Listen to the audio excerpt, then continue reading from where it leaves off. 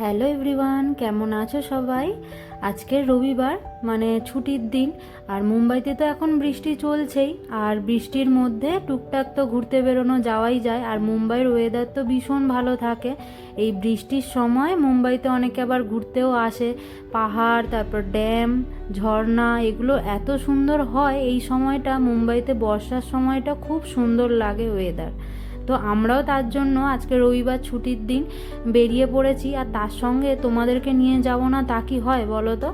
সকালবেলা প্রায় 9টা সাড়ে 9টা মতন বাজে, ঘুম থেকে উঠে ফ্রেশ হয়ে বেরিয়ে পড়েছি।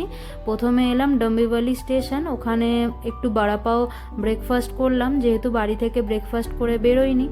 বেরিয়ে এসে এখানে পৌঁছালাম নেরাল স্টেশন। ওখান থেকে গাড়ি ছাড়ে মাথেরানের। আজকে যাচ্ছি আমরা মাথেরান, 1 ডে ট্রিপ মাথেরানে যাব। তো সেখান থেকেই গাড়ি নিলাম, 120 টাকা করে ভাড়া পার মাথা পিছু। এই কথাগুলো বলার কারণ, প্রত্যেকটা ভেঙে ভেঙে বলার কারণ, যারা মুম্বাই থেকে দেখছো তারা তো অনেকেই গেছো বা জানো, বা আমার ভিডিও যারা যারা কলকাতা থেকে দেখছো, অনেকের মুম্বাই আসার শখ থাকে, কোথায় কোথায় ঘুরতে যাওয়ার। তো তারা যারা দেখো তাদের মধ্যেই আমি শেয়ার করার চেষ্টা করছি কেমনভাবে আসবে।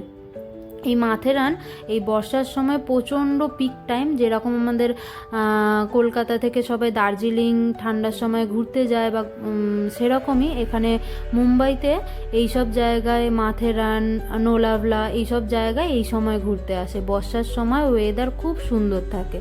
তো আমরাও এসেছি আজকের, এই যে এখানে পৌঁছে গেছি। এখান থেকে এই যে সামনে গাড়িগুলোতে করে এলাম, মাথা পিছু 120 টাকা করে ভাড়া। আমাদের বাড়ি থেকে আমাদের 3টে গাড়ি চেঞ্জ করতে হয়েছে।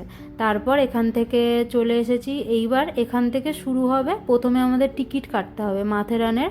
এই যে এত দূর অবধি গাড়ি আসে, এরপর হয় ঘোড়ায় করে, নইলে হাতে টানা রিক্সা, এছাড়া আর কোনো উপায় নেই। আর এছাড়া প্রচুর মানুষে পায়ে হেঁটে ঘুরছে। এইখানে মোট প্রায় 52 বা 62 এরকম কিছু হবে, এক্স্যাক্ট না বলতে পারলেও প্রায় এইরকমই 52 বা 62টা পয়েন্ট আছে। এই ছোট ছোট পয়েন্ট, যেরকম বিভিন্ন রকম ঝর্ণা বা পাহাড়ের ওপর থেকে সাইট সিনগুলোই দেখা যায়, খুব সুন্দর লাগে। আর ভিতরে ঢুকতেই প্রথমে আমরা টিকিট কাটলাম, কেটে এখানে ভিতরে ঢুকছি। ভিতরে ঢুকতে এই যে সামনে লেখা আছে দেখতে পাচ্ছ, আই লাভ মাথেরান। তো এই জায়গায় আমরাও ফটো তুললাম, সবাই যেরকম তুলছে। আর কীরকম ভিড় হয়েছে দেখতে পাচ্ছ, যেমন ভিড় হয়েছে আর তার সঙ্গে সঙ্গে তেমন বৃষ্টিও চলছে। আমরা তো একদম ট্রেন থেকে নেমেই প্রথমেই পরে নিয়েছিলাম রেনকোট, আমিও পরেছি, ওইদিকে সিদ্ধার্থও পরে নিয়েছে।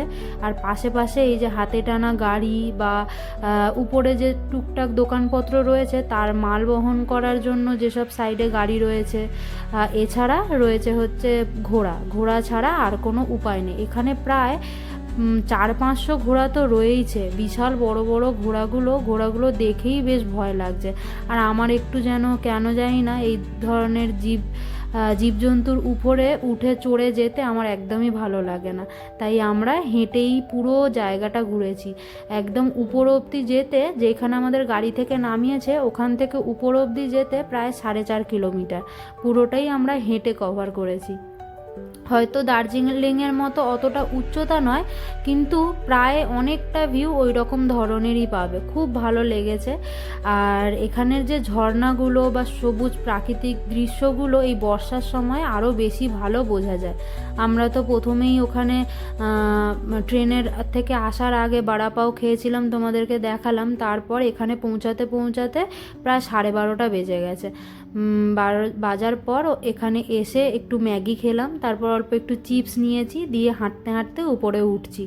1টা বাজে। এখানে হয়তো ট্রেনের টিকিট কাটছে, কিন্তু আমাদের আসতে একটু লেট হয়ে গেছে, যার জন্য এর পরের ট্রেন আছে 2:35-এ। তো আমরা 1 ঘন্টা বেকার দাঁড়িয়ে থাকবো কেন?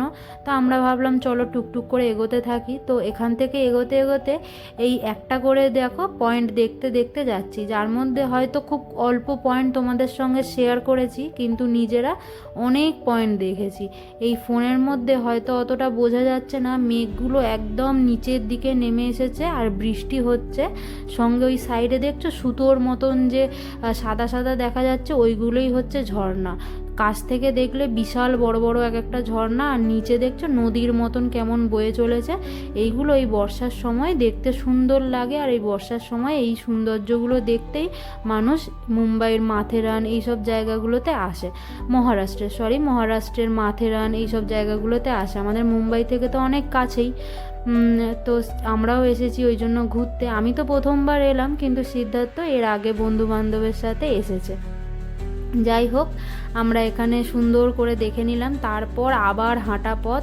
এইখানে ওই লাল পাথরের যেহেতু রাস্তাগুলোকে বিছিয়েছে, রাস্তায় মানে পাথরগুলোকে বিছিয়ে রেখেছে, একটু হাঁটতে অসুবিধা হলেও কিন্তু না স্লিপ করছে না। নইলে এমনি নর্মাল যদি পিচের রাস্তা হতো বা অন্য রকম কিছু হতো, সত্যি হাঁটতে খুব অসুবিধা হতো। আর এখান থেকে এইভাবে এই রাস্তাগুলোকে ধরে ধরে ধরে ধরে একদম মেন যে রাস্তাটা সেটা পাথর দিয়ে ভালোভাবে করা রয়েছে। আর এগুলো হচ্ছে ভিতরে গিয়ে গিয়ে এক একটা পয়েন্ট দেখতে হয়। দেখছো ভিতরটা কি সুন্দর লাগছে। আর মোবাইলে তো অতটা বোঝা যাচ্ছে না, কিন্তু মেঘ একদম মনে হচ্ছে গায়ের কাছে, পুরো হেজি হয়ে রয়েছে, আর একদম সামনাসামনি কিচ্ছু দেখা যাচ্ছে না। আর আমরা তো সেই ট্রেন থেকে নেমে সেই যে রেনকোট পরেছি, সামনে দেখছো প্রত্যেকে রেনকোট পরেছে। এইসব জায়গায় ঘুরতে আসতে গেলে রেনকোট পরে তোমাকে আসতেই হবে। আর যে ট্রেনের কথাটা বললাম, ওইখানে একটা ছোট্ট স্টেশন বানানো রয়েছে। সারাদিনে দুটো ট্রেন, ওটা ট্রেন ঠিক নয়, টয় ট্রেন, যেরকম দার্জিলিংয়ে আছে সেই টয় ট্রেনের মতো একদম নিচ থেকে নিয়ে পুরো পাহাড়টাকে কভার করে গোল হয়ে ঘুরতে ঘুরতে একদম পাহাড়ের মাথায়, যেরকম দার্জিলিংয়ে ম্যাল সেরকমই এইখানে মাথেরানের বাজার একটা রয়েছে, বেশ মার্কেট টাইপের, একদম ওপরে সেই মার্কেটের কাছেই ট্রেনটা থামায়। ওই টয় ট্রেনে করে অনেকেই যেতে পারে। যেমন আমাদের দার্জিলিংয়ের যেরকম টয় ট্রেন, তেমনই এখানেও ছোট্ট একটা টয় ট্রেন রয়েছে। সারাদিনে দুটো কি তিনটে থাকে। তো প্রথমেরটা যেটা ছিল সেটার তো টাইম মিস করেছি, আর সেকেন্ডেরটা প্রায় 1 ঘন্টা ওয়েট করতে হবে বলে আমরা হেঁটে হেঁটে উপরের দিকে উঠতে লেগেছি। ভাবলাম যে চলো আমরা হেঁটে হেঁটেই ভালো করে কভার করবো। আর প্রচুর মানুষে হেঁটে কভার করছে। হ্যাঁ হ্যাঁ, ব্লগের জন্য করছি।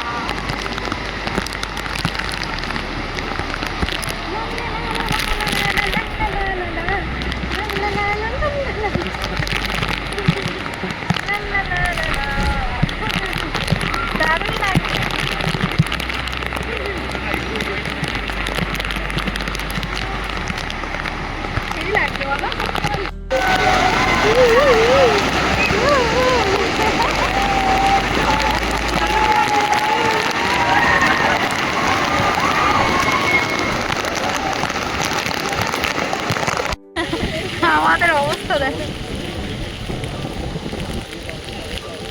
পুরো ভিজে গেছি, আবার ঠান্ডা লাগছে।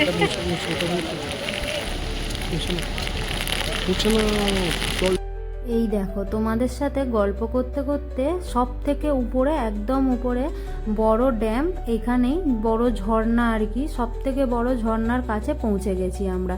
এখন দেখে মনে হচ্ছে প্রায় এখন বিকেল 4টে 4:30 বেজে গেছে। আর আমরা নামেই শুধু রেনকোটটা পরে রয়েছি, কিন্তু এত পরিমাণ বৃষ্টি হচ্ছে, সত্যি বলছি রেনকোট বা ছাতা কোনোটাই মানছে না। কিন্তু ভীষণ ভালো লাগছে, ওয়েদার যেমন তেমন, আশেপাশের মানে প্রাকৃতিক দৃশ্য নিজের চোখে না দেখলে তোমরা, মোবাইলে হয়তো আমি পুরোটা দেখাতে পারছি না, কিন্তু সামনের থেকে খুব সুন্দর লাগছে। এটাই ছিল লাস্ট। এরপরে আরও দেখছো ওই পাশে যে যেমন বোর্ড টাঙানো রয়েছে, কাউকে জিজ্ঞেস করার কোনো প্রয়োজন নেই, প্রত্যেকটা তোমাকে বিভিন্ন রকম বোর্ড দেওয়া রয়েছে, তুমি দেখে দেখে সেইভাবেই যেতে পারবে। তো প্রচুর রয়েছে, আর সব একদিনে কভার করা সম্ভব না, যেহেতু পাহাড়ের প্রতিটা দিক থেকে ভিউ বিভিন্ন রকম, সেটাই বিভিন্ন রকমভাবে ঘুরিয়ে ঘুরিয়ে দেখানো হচ্ছে। তো সেটাই আমরাও কিছু কিছু দেখেছি আর কিছু কিছু ছেড়ে দিয়েছি। তো মেন যেটা সব থেকে বড় ছিল সেটা দেখার পর নিচে নামার সময় আমাদের সঙ্গে একটা বিশাল মজার ঘটনা ঘটেছে, তোমাদের সাথে এখন শেয়ার করছি। আমরা আসার সময় রাস্তায় ওই বিভিন্ন রকমের যে হোটেলসগুলো থাকে সেখানে কিছু ডিস্ট্রিবিউট করছিল কুপন। তো সেখানে লাকিলি সিদ্ধার্থর হাতে একটা কুপন লেগে গেছে, যেটা হচ্ছে 25,000 টাকার একটা কুপন, যেটাতে তোমার আন্দামান বা যে কোনো জায়গায় ঘুরতে গেলে সেখানে হোটেল চার্জ 25,000 টাকার, যে কোনো হোটেল তুমি 25,000 টাকার মধ্যে খরচ করতে পারবে। তো ওটাই আমাদের ফর্ম ফিল আপ করে আমরা ওই কুপনটা নিয়ে চলে এলাম।